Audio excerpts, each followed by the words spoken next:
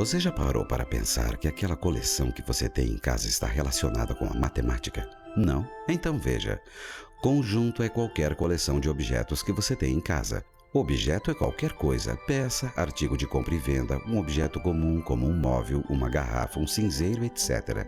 Coleção é o conjunto ou reunião de objetos da mesma natureza ou que tem qualquer relação entre si, ou seja, a coleção dos números inteiros é um conjunto, seus CDs de música formam um conjunto e por aí vai. Cada objeto que é qualquer coisa, peça, artigo de compra e venda, um objeto comum como um móvel, uma garrafa, um cinzeiro, etc., de um conjunto que é qualquer coleção de objetos que você tenha em casa é chamado de elemento, ou seja, cada uma das letras do alfabeto é um elemento do conjunto alfabeto. Cada CD da sua coleção é um elemento do conjunto CD. Objeto, coleção, elemento. Tudo isso forma um conjunto da matemática. Olá, turminha! Meu nome é Feres. Vamos trabalhar juntos a parte inicial da matemática que chamamos álgebra. A aula de hoje vamos abordar lógica, conjuntos e intervalos. Vamos ver a importância da matemática em todas as outras ciências. Como já ouviram muitas vezes, a matemática é a rainha das ciências. E a lógica está intimamente ligada à matemática. Muitos confundem a lógica com a matemática, de tão ligadas que estão. E a lógica, ela deu o embasamento para o avanço da tecnologia. Se não fosse a lógica, por exemplo, vocês não poderiam estar me vendo aí através da televisão ou através do monitor. Vocês estão me vendo graças à lógica. E claro, graças a Deus. Gente, a lógica ela é muito extensa, porém na nossa aula vamos resumi-la dando importância a alguns tópicos relevantes para os vestibulares. Vamos começar então na lógica usando a ideia da proposição. O que é uma proposição? Proposição é uma sentença que pode ser julgada como sendo verdadeira ou falsa. Vamos pegar como exemplo a seguinte sentença ou a seguinte proposição. O Sol é uma estrela. Como nós já sabemos, o Sol realmente é uma estrela, bem próxima da Terra. Ela está a 150 quilômetros, 150 milhões de quilômetros da Terra. A próxima estrela está a muito mais distância. Por isso nós não conseguimos observar os raios da outra estrela com a mesma intensidade que observamos o Sol. Então essa sentença, o Sol é uma estrela, é uma sentença verdadeira. Uma outra sentença, 5 mais 3 igual a 7. 5 mais 3 dá quanto, turminha? Pode contar nos dedinhos? 8 e está escrito 7. Então essa proposição é verdadeira ou é falsa? Essa sentença, gente, é falsa, porque 5 mais 3 é 8 e ele colocou como resposta 7. Desta forma, vamos utilizar então os dois princípios básicos para podermos discernir dentro das proposições. Os dois princípios são muito básicos, gente. Primeiro o seguinte, uma proposição não pode ser verdadeira e falsa simultaneamente, ou seja, nenhuma proposição pode ser verdadeira e falsa ao mesmo tempo. O outro princípio é que toda proposição ou é julgada como sendo verdadeira ou é julgada como sendo falsa. Vamos agora avançar a ideia pensando nos conectivos que existem entre as sentenças e entre as proposições, onde vai ser criada nova sentença.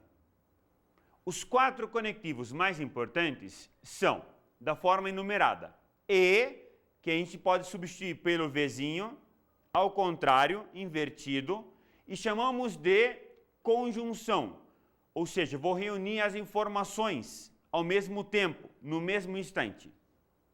Ou representamos pelo Vzinho da forma que escrevemos e também é chamada de disjunção. Ou seja, você tem a opção de escolha entre as duas. E você pode escolher também as duas ao mesmo tempo. Ou seja, as sentenças separadas pela disjunção ou. Temos a terceira, que é a condicional. Se P, então Q. Essa flechinha, C, 3 pontinhos, aí vai uma condição que eu assumo como sendo verdadeira quando eu vou estar colocando numa sentença. Então, o que vem depois pode ser verdadeiro ou pode ser falso em cima da lógica trabalhada na condição inicial. E a quarta é a bicondicional, ou seja, a significância significa se e somente se, a flechinha da ida e da volta. Se eu tenho então duas sentenças ou duas preposições, P significa que, P vai ser condição necessária para podermos chegar em que, e que vai ser a condição suficiente para podermos partir de P. Vamos então abordar cada um desses quatro conectivos, começando pelo conectivo E, ou V ao contrário, escrito ao contrário, que é a disjunção. Quando essa sentença completa é verdadeira, P e Q, a frase inteira será verdadeira somente quando as duas proposições P e Q forem verdadeiras, ou seja, quando P e Q forem falsas, ou quando uma delas for falsa, a frase inteira é falsa. Vamos pegar 3 exemplos para entendermos melhor. No primeiro exemplo, 5 maior que 3 e 6 igual a 5 mais 1. Vamos analisar o lado esquerdo desta conjunção. 5 é maior que 3? É verdadeira. A segunda parte, 6 é igual a 5 mais 1? Também é verdadeira. Logo, a sentença inteira é verdadeira. Vamos analisar agora a segunda sentença. 2 maior que 6 e 4 menor que 1. Gente, 2 não é maior que 6, é falsa. Então isso já é suficiente para concluirmos que toda essa frase é falsa. Um terceiro exemplo que vamos analisar é o seguinte. Você fala português e grego. Se você fala grego e português, automaticamente essa sentença é verdadeira. Como sabemos, gente, a maior parte das pessoas no Brasil não falam grego. Então, se você, meu caro aluno que está assistindo, não fala grego, a minha frase é falsa. Você fala português e grego, passa a ser falsa. No caso de você falar português e grego ao mesmo tempo, aí sim, você está falando uma das duas línguas, mas você fala as duas, você domina as duas. Logo, esta sentença por completa é verdadeira. Vamos analisar agora a segunda disjunção, ou seja, o segundo conectivo, Vzinho, P ou Q. Quando que esta disjunção será verdadeira? Diferentemente da conjunção E, neste caso, basta que uma das duas proposições sejam verdadeiras para que a sentença por completa seja verdadeira.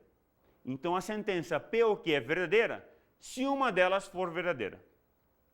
Analisaremos 3 exemplos também. Primeiro, 8 maior que 6 ou 8 igual a 7 mais 1. O lado esquerdo diz que 8 é maior que 6. É verdade, João? Isso aí, grande garoto. É sim, é maior que 6, então é verdadeira. E o lado direito dessa disjunção? 8 igual a 7 mais 1. É verdadeira? É também. Mas não precisava ser verdadeira, porque a primeira parte já é verdadeira. Logo, a sentença inteira é uma verdade. Vamos analisar então agora um segundo exemplo. 5 maior que 8 ou 5 igual a 8? Gente, 5 não é maior que 8, então é falsa. E nem 5 igual a 8, também é falsa. Logo, a sentença por completa é falsa. Vamos pegar agora a mesma frase que usamos no exemplo anterior. Você fala português ou grego. Agora sim, não importa se você fala grego ou não, mas você que está me assistindo fala português. Logo, esta sentença é verdadeira. Ou seja, quando eu uso ou, automaticamente basta que uma delas seja verdadeira para que a sentença por completa seja verdadeira. Um outro exemplo agora, em cima do próximo conectivo, o condicional. P, então que? Se P é a condição necessária, vou concluir que quando que ela será verdadeira e quando que ela será falsa. A condicional será falsa somente quando P, que é a condição necessária, for verdadeira e a sua conclusão lógica for falsa. Vamos pegar exemplos para entendermos melhor. Se 5 é maior que 3, então 5 é maior que 2. A parte esquerda desta implicância, 5 maior que 3, é uma verdade. Vamos ter que analisar a parte da direita dessa implicância, ou desta condicional. A parte da direita é 5 maior que 2. E 5 maior que 2 também é verdade. Então a sentença como um todo é uma verdade. Vamos analisar a próxima sentença. 5 maior que 3 implica em 5 ser maior que 6. Gente, 5 maior que 3 é uma pura verdade. Porém, 5 nunca vai ser maior que 6. Logo, está implicando numa coisa falsa. Então, ela vai ser falsa. Um outro exemplo que eu posso pegar é o seguinte. Se eu tenho um número qualquer maior que 4, será que este número qualquer maior que 4 é maior que 5? Se eu tenho um número maior que 4, automaticamente, nem sempre ele vai ser maior que 5. Então é falsa essa afirmação. Se eu pegar agora e dizer, eu tenho um número qualquer maior que 4, então esse número certamente é maior que 3. Com certeza, se esse número é maior que 4, ele é maior do que qualquer número menor que 4. Então, esta sentença é verdadeira. Analisaremos agora o que significa, a significância. Se P, então Q já foi analisada. Agora, P, sei somente Q, ou seja, P vai ser a condição necessária e Q vai ser a condição suficiente. Essa bicondicional será verdadeira em quais casos? A bicondicional será verdadeira quando as duas forem verdadeiras, ou quando as duas forem falsas ao mesmo tempo. Por exemplo, 3 maior que 2, sei somente se 3 é maior que 4. Gente, 3 é maior que 2 é uma verdade. Porém, 3 maior que 4 é falsa. Se 3 maior que 4 é falsa, automaticamente essa sentença inteira é falsa. Por quê? Ou as duas são verdadeiras ou são falsas para que ela seja verdade. Como uma delas é falsa, logo a sentença inteira é falsa. Vamos analisar um segundo exemplo. 3 é par, 6 somente se, 2 é ímpar. 3 é par? Que isso, professor? Calma aí, tá errado esse negócio aí. Não tá, não. Eu estou analisando a sentença inteira. Então posso falar qualquer coisa na sentença. Eu vou analisar se é verdadeira ou se é falsa. O que você acha, Maria? 3 é par ou ímpar? Ai, professor, 3 é ímpar. Concordo com você. Só que eu escrevi que 3 é par. Então estou falando uma verdade ou estou falando uma falsidade? Falsidade, professor. Isso aí, Maria. Perfeito. João, vem comigo. 2 é par ou ímpar? Ô, professor, 2 é par. Legal. O que eu escrevi? 2 é ímpar. Então é falso. Opa. E a sentença inteira, como é que posso avaliar como sendo verdadeira? Se eu partir do pressuposto que 3 é um número par, automaticamente eu mudei totalmente o conceito lógico dessa matemática. Eu criei uma nova matemática onde o número ímpar virou par. Logo, nessa nova matemática, o que era falso vai passar a ser verdadeiro. Então, 3 é par, vai dar para a gente quem? 2 é ímpar, o que estabelece uma sentença por completo como sendo verdade. O que eu falei para vocês no início? Falei que eu estou analisando as proposições e que a bicondicional, se e somente se, será verdadeira quando as duas forem verdadeiras ou quando as duas forem falsas. Neste caso, as duas são falsas, então implica numa verdade, porque eu mudei a lógica, inverti a ideia da lógica matemática. Não. 3 não é par e 2 não é ímpar. Tudo bem, só que a sentença como inteira é uma verdade. Cara, que complicado. Tá querendo dar um nó na minha cabeça? Cuidado, gente. Menos 3 é um número maior que menos 4. Se eu pego agora esse número e elevo ao quadrado, fica menos 3 ao quadrado e menos 4 ao quadrado, que dá 9 e 16. Cuidado. Do lado esquerdo, tá certo, menos 3 é maior que menos 4. Só que se eu levar ao quadrado, fica 9 e 16, que é menor que 16. Se 9 é menor que 16, então é falso. Logo, eu não posso efetuar esta conta. Isto é um exemplo para a resolução de exercícios. Quando você está resolvendo exercícios e chega a algum valor desse tipo, se você elevar ao quadrado, tem que tomar cuidado. Que cuidado? Você vai ter que pegar os valores que você achou e substituir lá em cima na equação para poder saber se ela vai valer ou não vai valer como sendo verdade. Entenderam a ideia da bicondicional? Que maravilha! O teu professor vai fazer mais exercícios pensando nessa ideia. Vamos agora negar uma condicional. Que condicional? Se P, então Q. Vamos achar a negação dela. Na lógica matemática, a negação de uma condicional também é uma verdade, desde que a condição inicial seja verdade. Eu tenho se P, então Q, e eu vou negá-la como? Muito simples. Se não Q, então não P. Para entendermos melhor a negação dessa condicional, vamos pegar o seguinte exemplo.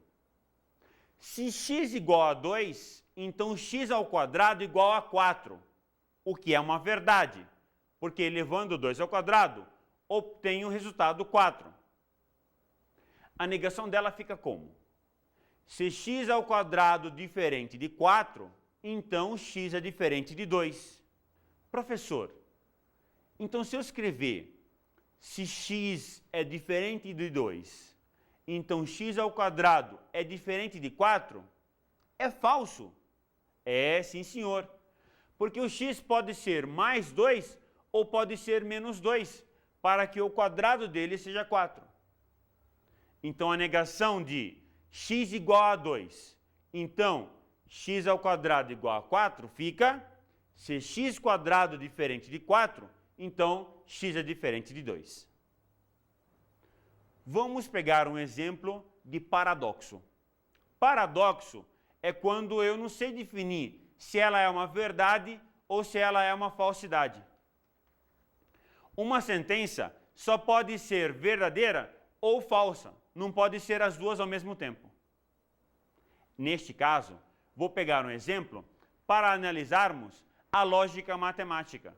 E podemos criar muitos exemplos em cima dessa ideia. Este paradoxo é bem interessante.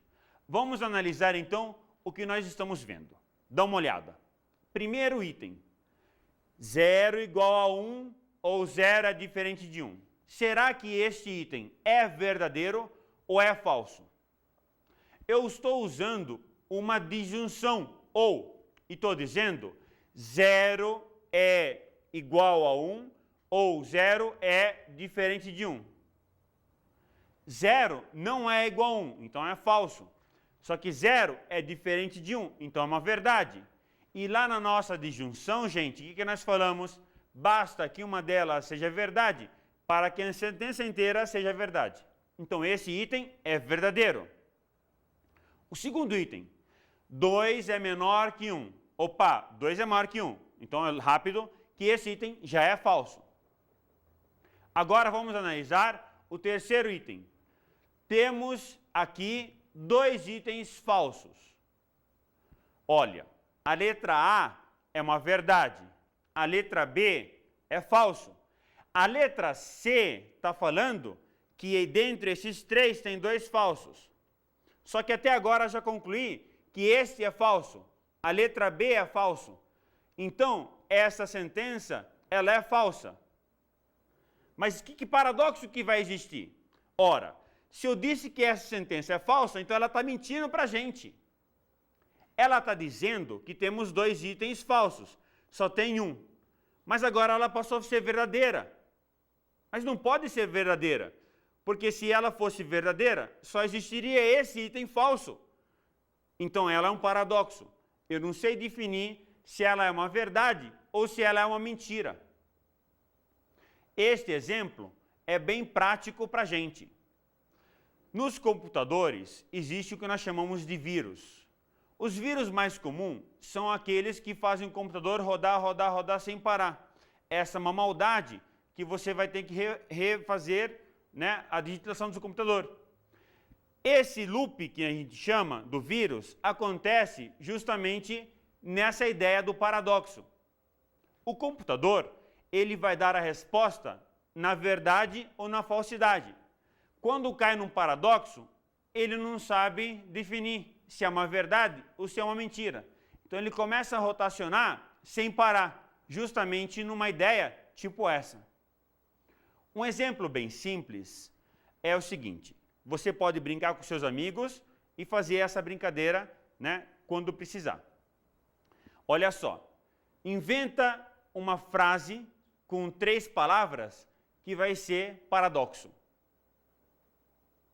Eu estou mentindo. Quando eu digo eu estou mentindo, eu estou caindo num paradoxo. Por quê? Se eu estiver falando a verdade e eu estou dizendo que eu estou mentindo, estou entrando em confusão comigo mesmo. Como posso falar a verdade dizendo que eu estou mentindo? E se eu estiver mentindo e eu estou falando que eu estou mentindo, eu estou falando a verdade. Então, como posso mentir numa verdade? Gente, paradoxo é muito importante para a gente. O mais importante na lógica é que você aplique todos esses conceitos no seu dia a dia, não só na matemática, na física, na química, na biologia, na história, na geografia e assim por diante. Use o cérebro para tirar proveito desta maravilhosa parte da aula. Vamos agora para conjuntos. Os conceitos primitivos de conjuntos. Eu posso ter uma coleção de revistas. Essa coleção de revistas é conhecida como sendo conjuntos. Uma dessas revistas é conhecida como sendo um elemento desse conjunto como um todo. Agora vamos ouvir um texto. Georg Ferdinand Ludwig Philipp Cantor foi um matemático alemão conhecido por ter criado a moderna teoria dos conjuntos.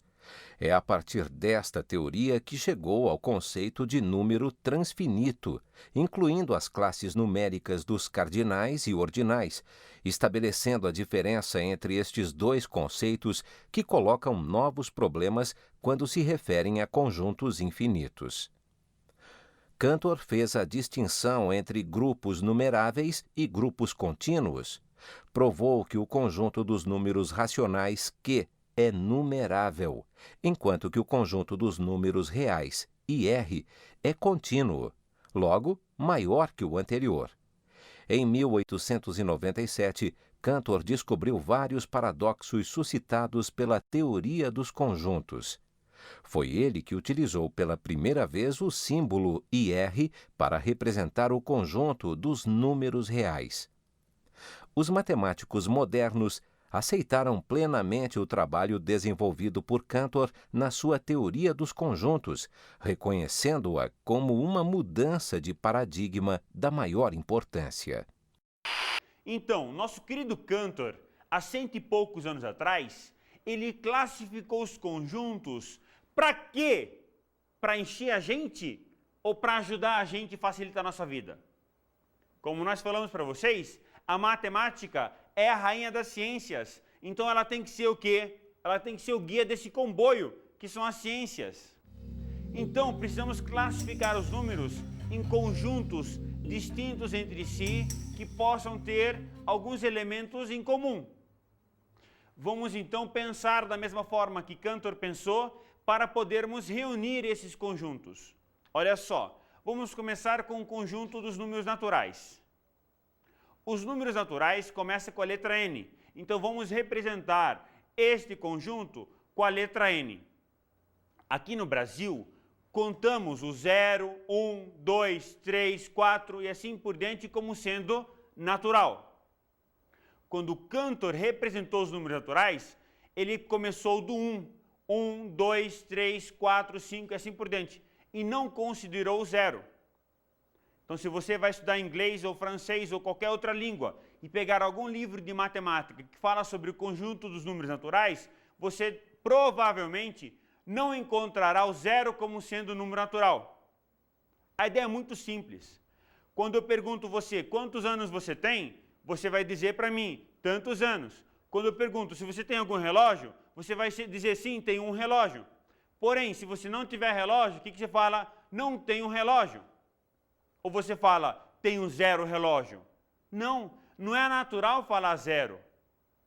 Como não é natural falar 0, automaticamente esse número não é o número natural. Porém, no Brasil, vamos estudar esse número como sendo um número natural. Uma curiosidade sobre o 0, que até os árabes, até 700 depois de Cristo, o 0 não era considerado como sendo número, porque não sabiam definir o que era nada. A partir dos árabes do ano 700 depois de Cristo, que o 0 foi introduzido na língua mundial. E o 0 aqui é zero em inglês, e assim por diante, em árabe é sefro, que vem de uma palavra árabe. Vamos avançar um pouquinho? Eu vou no bar e compro, por exemplo, um chocolate. Não tenho dinheiro, fico devendo. Daí existe a necessidade de criar outros números. Um pastor de ovelhas, basta contar quantas ovelhas tem. 1, 2, 3, 4. Então é natural ele contar. Agora começou a existir o comércio, então começou a ter a necessidade de trabalhar os números negativos. Os números negativos, menos 4, menos 3, menos 2, menos 1, 0, 1, 2, 3, 4 e assim por diante. Todos esses são números negativos e positivos. Negativos ou positivos, e tem o 0, que não é negativo, não é nem positivo. Todo esse conjunto é chamado como sendo o conjunto dos inteiros. Professor, por que eu represento com Z o conjunto dos inteiros? É muito simples. Porque o Cantor, sendo ele alemão, automaticamente vai usar a letra dele. Z de Zahl.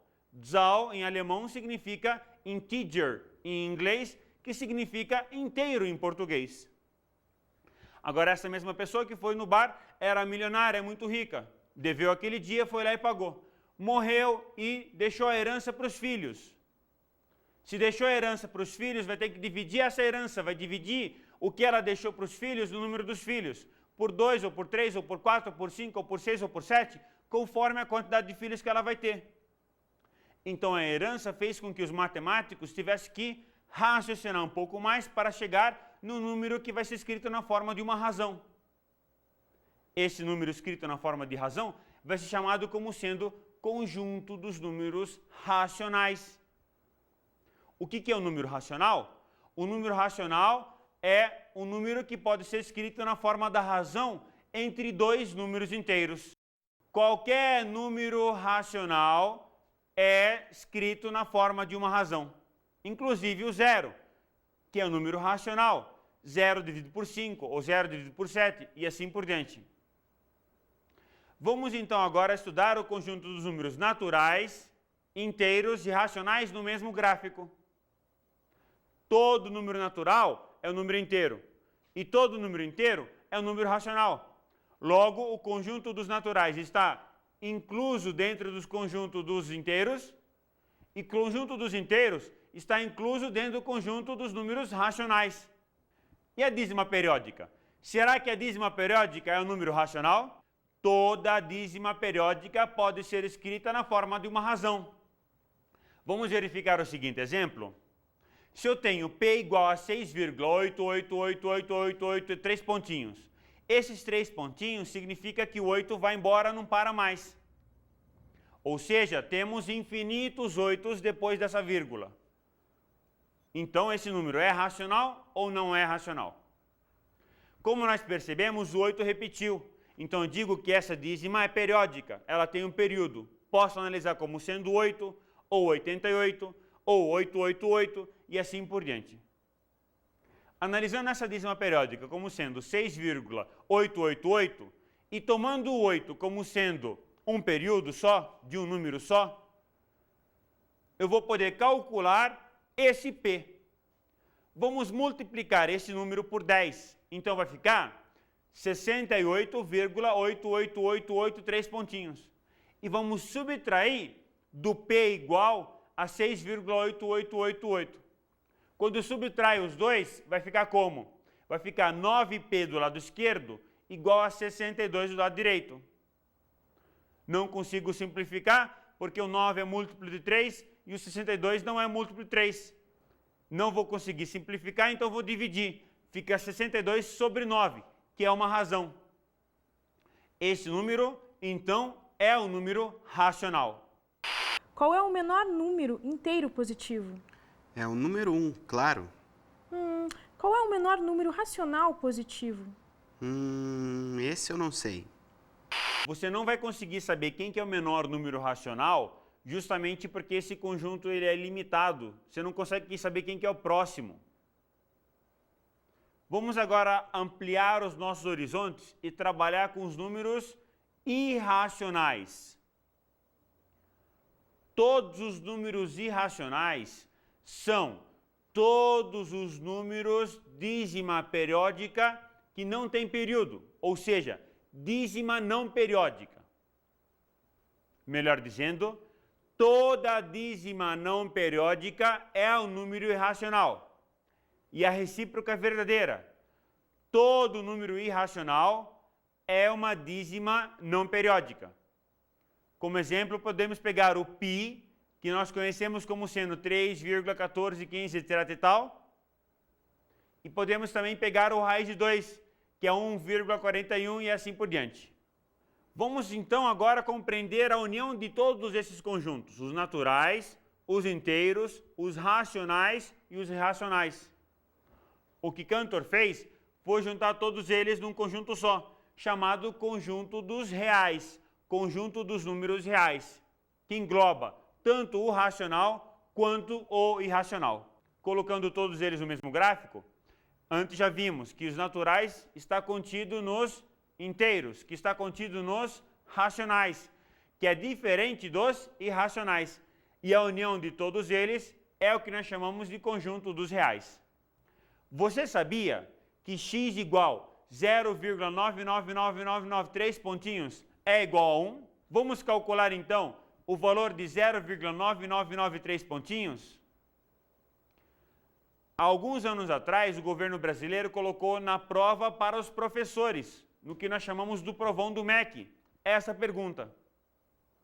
E muitos professores, mais de 50% deles, não sabiam que 0,9993 pontinhos é igual a 1. O cálculo é bem simples. Multiplica por 10 e subtrai. Automaticamente fica 9x igual a 9. Simplificando os dois, a resposta vai ser 1. Vamos então agora ouvir as dicas para os seus estudos.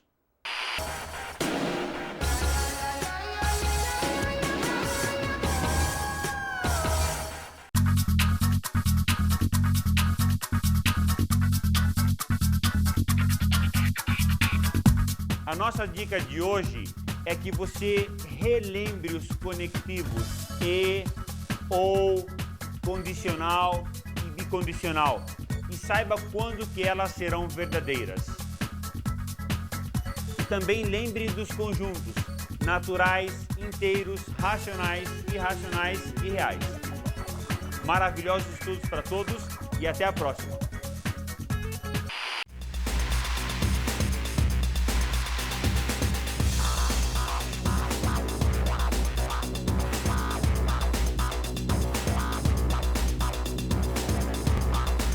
Na aula de hoje estudamos a lógica, os conjuntos e os intervalos. Observamos os conjuntos. Os conjuntos que nós vimos, mais importantes são os conjuntos classificados pelos números naturais, inteiros, racionais, irracionais e reais. E falamos sobre a lógica. A lógica está inteiramente ligada na nossa vida do dia a dia. Vale a pena você revisar tudo que nós vimos. E, ou, condicional, se então, se somente se, que é bicondicional. E a negação da condicional. Bons estudos!